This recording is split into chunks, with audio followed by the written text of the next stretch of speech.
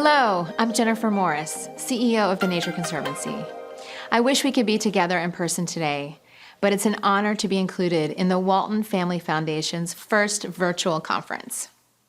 I want to start by thanking the Walton family and the Foundation board and staff for their incredible leadership to protect water resources and the communities they support.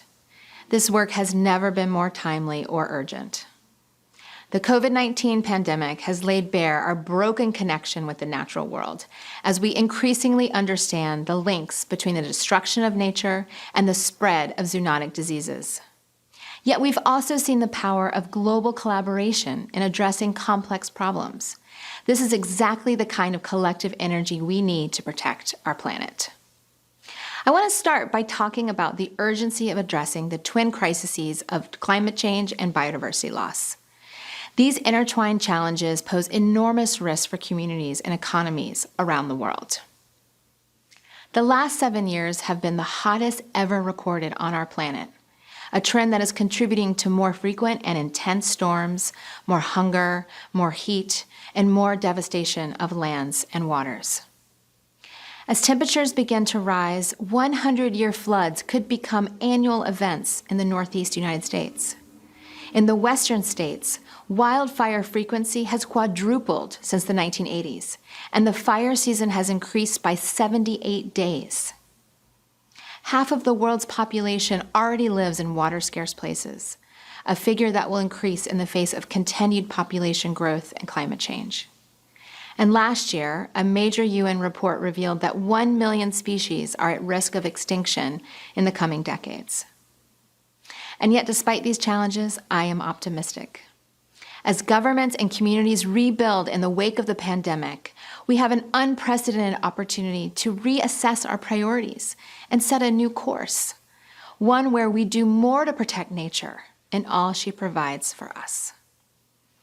At the Nature Conservancy, we think this new course will require some fundamental shifts in how society produces food, water, and energy.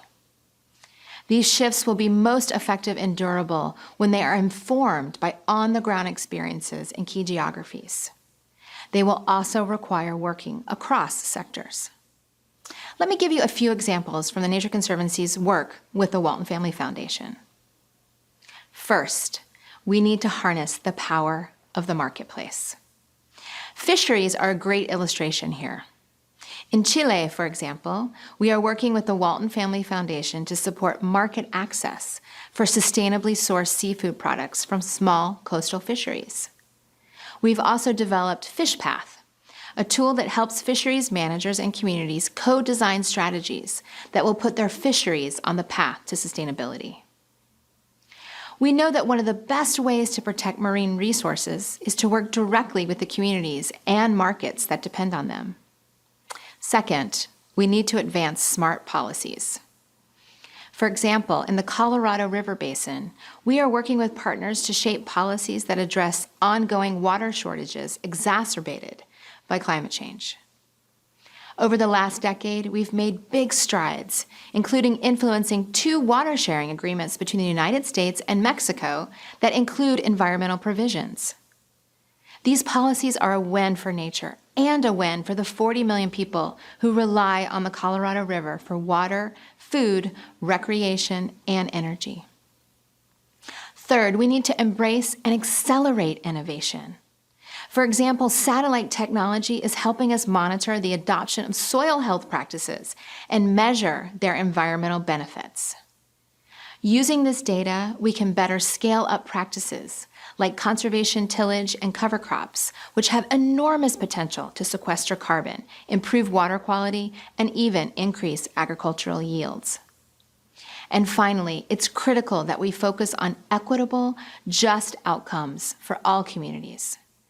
To effect lasting change, we also must lift up the voices of vulnerable communities who are disproportionately impacted by climate change and other environmental threats. Together, these strategies will lead to a healthy environment, healthy communities, and healthy economies. We know these strategies work. We have the science, we have the solutions, and we have the support.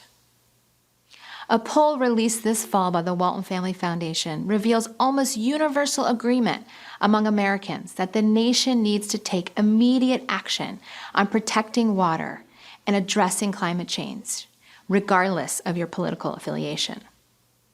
The time is ripe to tap into this collective energy. 2021 is the new super year for the environment, with pivotal global conferences rescheduled from last year that will set the ambition and direction for this decade. As we head into this crucial decade for the planet, our message must be clear and consistent. Nature's future is our future. And with a focus on market-based strategies, policy innovation, and equity, there is an enormous opportunity to build a future where nature and people thrive together. Thank you so much. And now I'm very pleased to pass the virtual mic to David Brooks, New York Times columnist and chair of WEAVE, the Social Fabric Project.